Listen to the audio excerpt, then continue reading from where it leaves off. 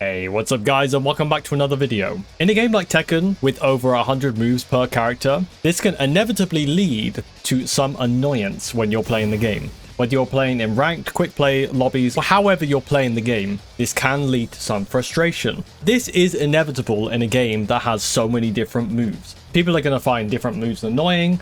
A lot of people will find the same kind of moves annoying. There will be outliers here and there for annoying moves, or some form of frustration when playing the game. Last week, I made a video titled The Most Annoying Moves in Tekken 8, and in that video, I listed 6 different moves or 6 characters with annoying moves, and we went through them and we broke them down, and I also showed you how to deal with them if there is counterplay to be used against that specific move. Today, I want to do the part 2 to that video, where I'll pick another 6 different moves, and we will break them down, kind of talk about why they're annoying, and if there is any counterplay, I will give you the counterplay to use against those moves. First things first, before we get started, this is about annoying moves, not OP moves.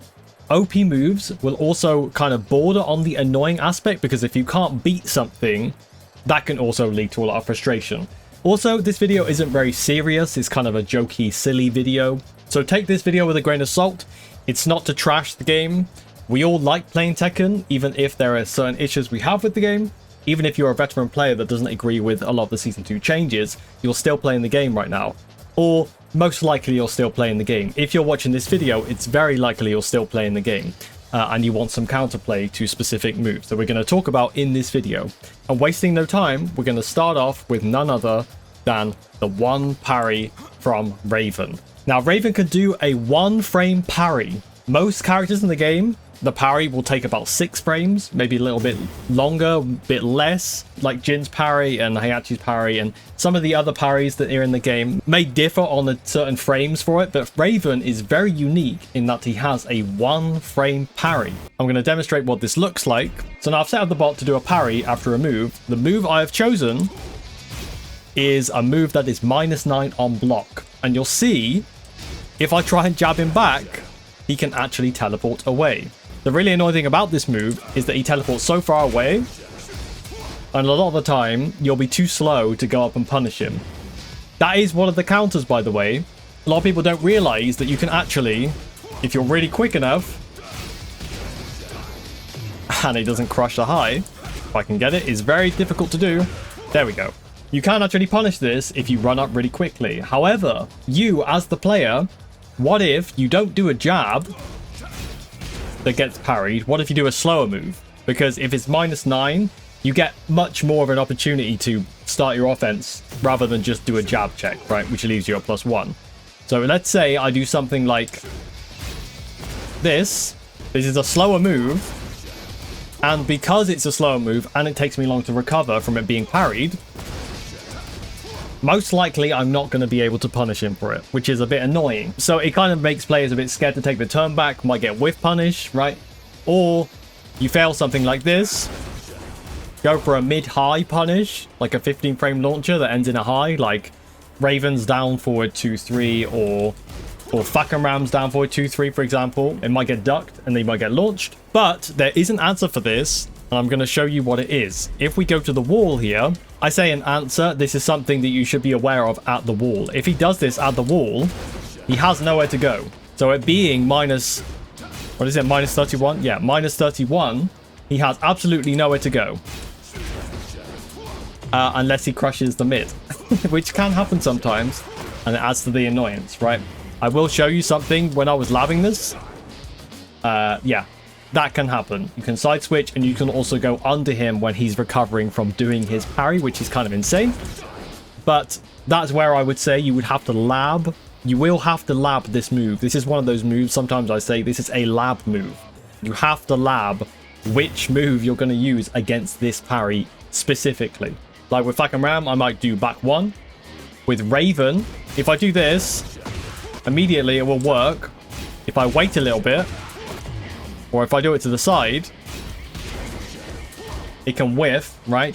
So what I would also advise is before you do your punish, because you have 31 frames, it is very easy to just dash up here and still be able to punish him for this. So keep that in mind when you're fighting against Raven.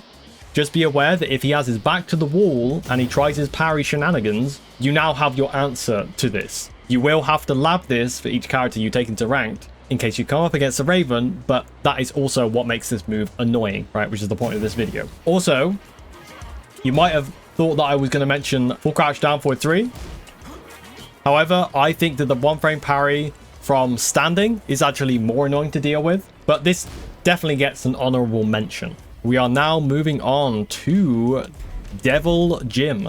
You can probably guess which move I'm going to choose from Devil Jin, but there are a few in the comments from the last video. A lot of you guys wanted me to do the new Hell Sweep in Heat, where you can do this and get a full launch, or, you know, a screw launch or a bound launch. Something like this, right? And then you can do while standing 3s, yada, yada, yada. You get the combo, right? However, I am not going to use that one for this video. What I am going to use is actually the Unblockable. I'm going to use this one when he is not in Heat, which is a high, so you can duck it and you can also sidestep this to the right. But when he is in Heat, this is the one that turns into an Unbreakable throw and does 41 damage. And this used to be, in Season 1, used to be a second Heat Smash. So Devil Jin has 2 Heat Smashes.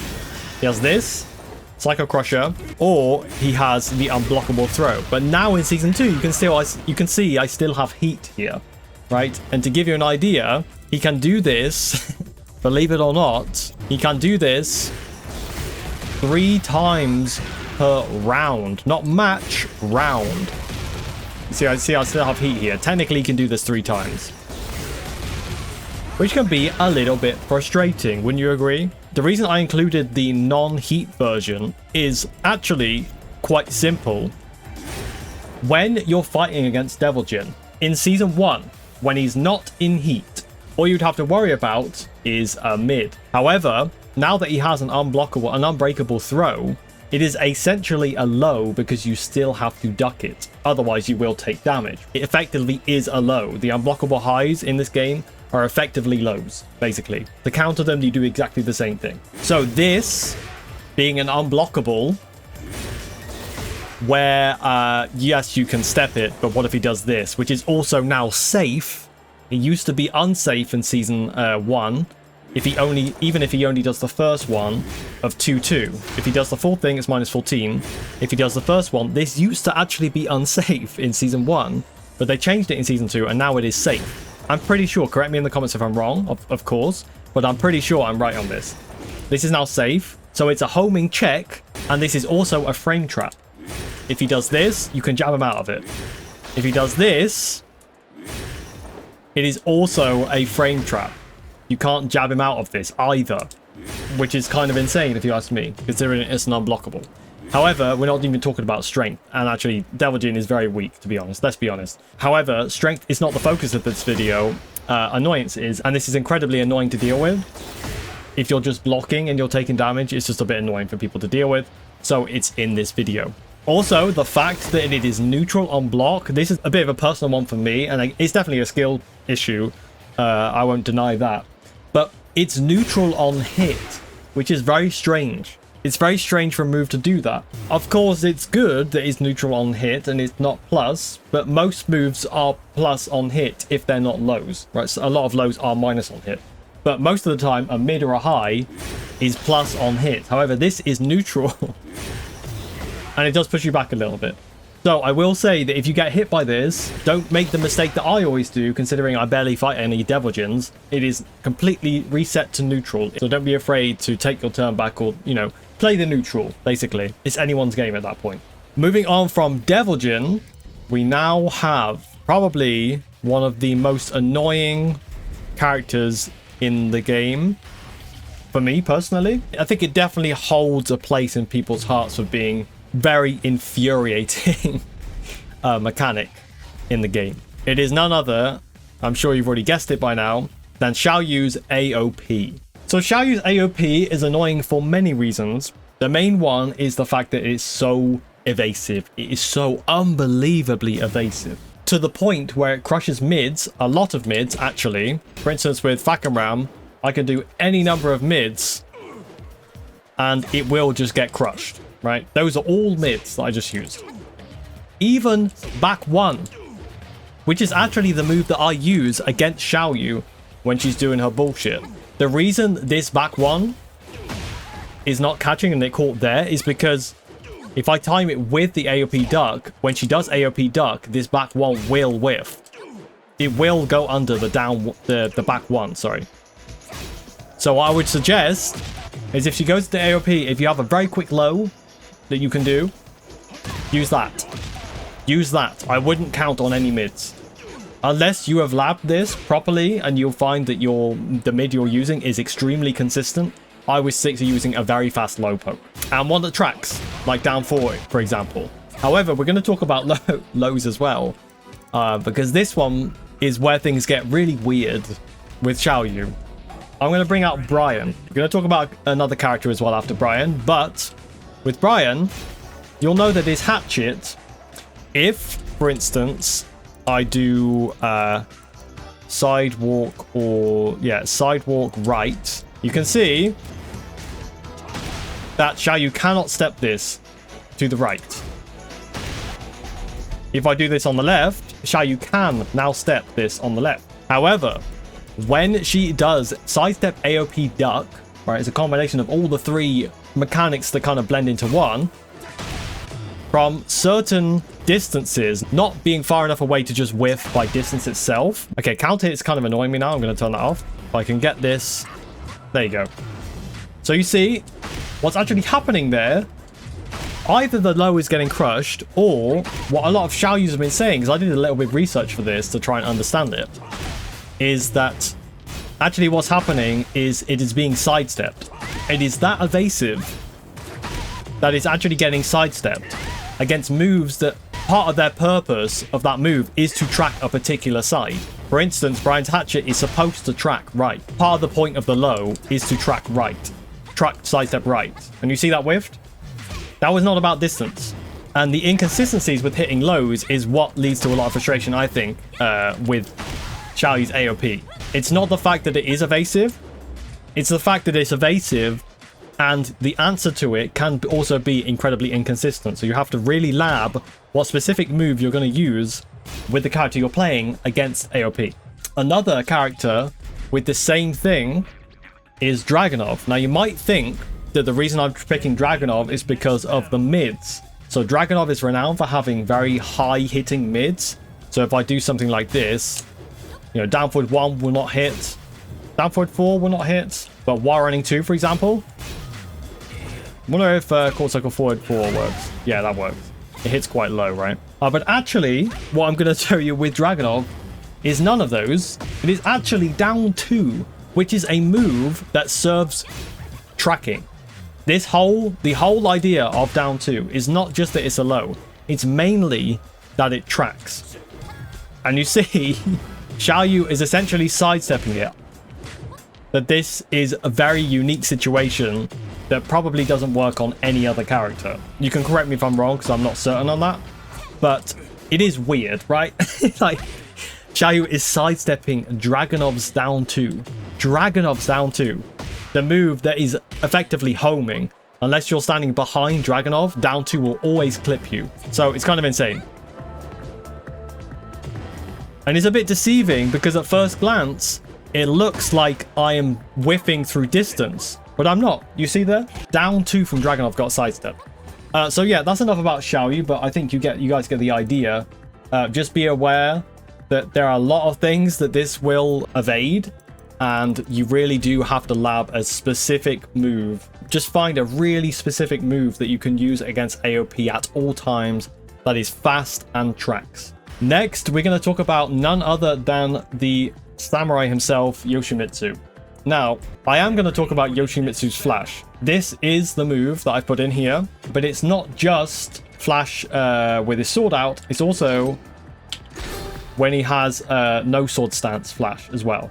One thing to note about flash is it comes out at 6 frames. It is a parry. It's very short range. However, this no sword stance flash is 8 frames and it has a bit more range. In Tekken, usually when we do a jab, we can continue our offense, right?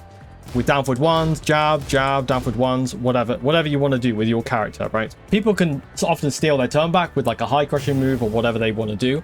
However, if you do something like a plus frame move, you're expected to be able to frame trap and not have to redo your mats. So when you come up against Yoshi and you have to become Einstein and have to redo the entire maths for Tekken, because frame data is just maths. It is just very quick maths, you know? It's very quick maths. So when you have to redo the whole system, that can be really overwhelming in terms of information that you're doing on a very quick basis. You're very quickly redoing the maths as you're playing Yoshi, right? So if I do something that's, I don't know what Yoshi has that's +4, but let's say that this is +4, I have to then redo the maths very quickly and be like, okay, so I have to be aware that Flash will trade with a jab now, which is kind of insane to think about. Tekken is known for having very unique characters, but a 6-frame launch is very unique. It's kind of cool that Yoshi can do this, but it can very much be frustrating for a lot of players. What I'm going to do is just tell you some of the setups for Yoshi to bait it out. I don't want this video to go on forever, so I'm not going to give you all the information about these setups. Bait these setups out, or go into the lab and lab them so that you have a better understanding of how to bait out these flashes or not get into a situation where he can use these setups. Okay, 2-2, mid-high, -1. 3-1 down, mid-high. He can cancel out of the Manji's flying stance, whatever it's called. 4-4, high-high. Down forward 1-2, mid-high. Down forward 2, just the mid. Down back 2s. He can do a lot of these, and then sometimes he'll do the flash. Back 2, neutral 1+2. Maybe he'll flash from there. Up 1, very common one because it's -4 and this will frame trap. Up forward 3+4, 1. Up forward 3+4, 1, 3+4. Up forward 3+4, 3. Forward 3. Forward 4. Forward 1+2. Because he can do his flash from back turned, remember. Forward 1+4 neutral. While standing 1-2. Mid-high, also -4, so that is actually a frame trap. While standing 2, also -4, frame trap. While standing 4, back turned 1-2. So if I do this, back turned 1-2, high mid, -5, back turn 3, 1+2, 1+2, 1+2 forward 1, up 1+2 4, up 1+2 forward 1. Up 1+2 4. Up 1+2 forward 1+2. Back turn 3. 1+2 1+2. 1+2 forward 1. No sword stance, so when he puts his sword away, while standing 2. And that covers some of the setups that Yoshi will use. Again, I'm not going to go into very much detail about this character. I don't know that much about Yoshi, to be honest, to be fully honest with you. But if you're more interested, take those moves that I just told you and showed you and go and lab them to figure out, you know, what the best defense against that is. The next character we have, well, this isn't going to be a most annoying moves video without Lidia. Now, if I go, I'm going to put them both on Lidia. So what we're going to talk about with Lidia is, of course, Heaven and Earth stance. I'm sure you already know already, but Heaven and Earth, just for people who don't know, is when she does this stance and there is a 3-way mix-up. She can either do a mid-mid, which is +6. She can do an overhead launcher, which is -11, also mid, and this power crushes. Or she can do an unblockable high, which comes out pretty quickly. Now, another thing to note about this is that the more tokens she has, I'm not going to go into very much detail about Heaven and Earth, but the point that makes it annoying for people, including me, is that the more tokens that this character has, when she does her transitions into Heaven and Earth, this actually uses less heat. It consumes less heat. So if I restart this, and I go into heat now, you see that used up all of my heat, where if I go and give her 3 tokens, you see it used up less, and now the third time, used up even less. So what this means is when she has 3 tokens, she can loop these interactions for a long time, essentially. Especially if she lands a heat engager, that's 3 different 3-way mix-ups in one. If she goes for the mid twice, which is +6, she can actually just frame trap you with forward 2 into heaven and earth again. Now, what you might think is that, oh, I can just jab interrupt that. However, if it gets parried, you cannot jab interrupt it. It has a built-in parry. If that parry lands, which it will if you press anything, apart from lows, which is really, really important, you can't hit it with lows here.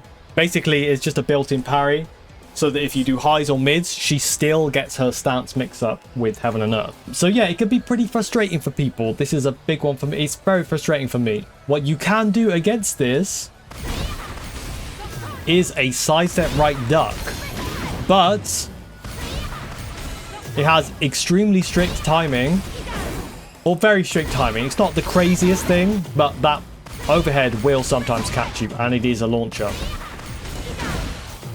It is very difficult to do. I'm talking a lot, so maybe I'm messing up because of that. I'm going to try and concentrate.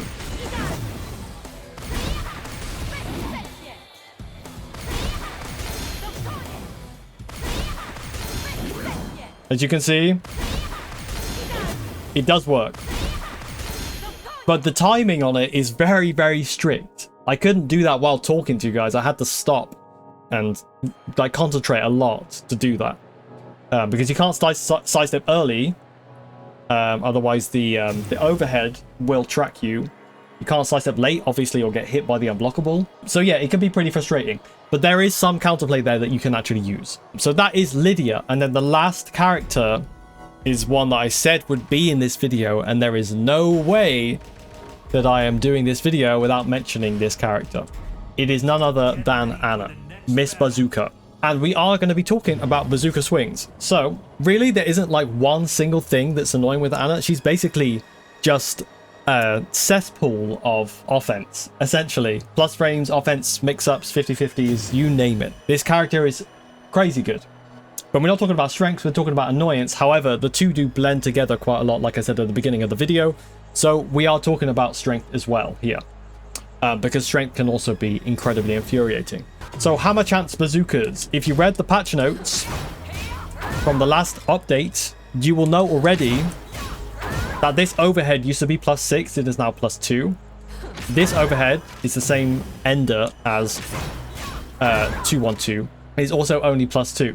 What you used to be able to do, because you can stay crouched, you can now do your full 50-50 mix-up. You can do the low launcher, or you could do the mid launcher. Full launching 50-50. With it being only +2, she gets less from full crouch. However, she can still do this, which is an 11 frame while standing mid kick, which leaves her at -3 in Chaos Judgment, where she can do a power crush. And if somebody has their back to the wall, yeah, you're going to get wall splatted. And if you do a low and she does nothing, you are going to get fully launched, because this automatically parries lows into a full combo. I'm not making this up. Also, if for any reason you try to dick jab to beat out the offense, like the 50-50 that she's going to do, and she does this, this is now a counter hit for the 10 frame. Also in heat, yes, you guessed it, this is a full launcher. Also, when she goes into 3, even if you don't get counter hit by this, even if you block it, you might be afraid of the power crush, you might wait a little bit, and then she does this, which is neutral on block. Also, if she does this, you guessed it right, she gets a big booty in your face. And in heat, yes, this does launch. Fully launch.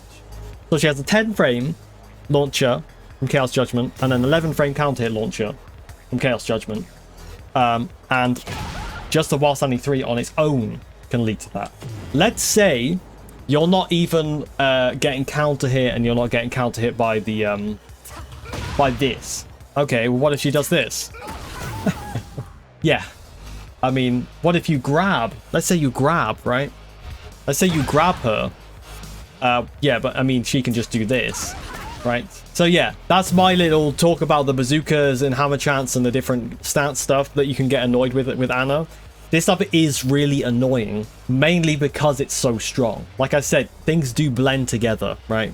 Like strength can also be incredibly annoying to go up against. There's no way I'm going to pretend that strength cannot be annoying to go up against. If you don't know how to fight against something and you can't find the answer, of course you're going to get frustrated going up against that character. The other thing that I'm going to talk about is a very season 2 philosophy.